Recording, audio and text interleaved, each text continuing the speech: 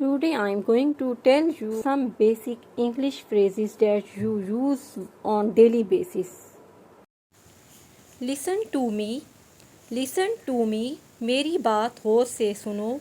Look here, यहाँ देखो. Look here. This is for you, ये तुम्हारे लिए है. This is for you. What happened, क्या हुआ. What happened. Let's go, चलना चाहिए. Let's go, हमें चलना चाहिए. What is this, ये क्या है. What is this, ये क्या है. What is this. Listen to me, मेरी बात गौर से सुनो. Look here, यहाँ देखो. Look here.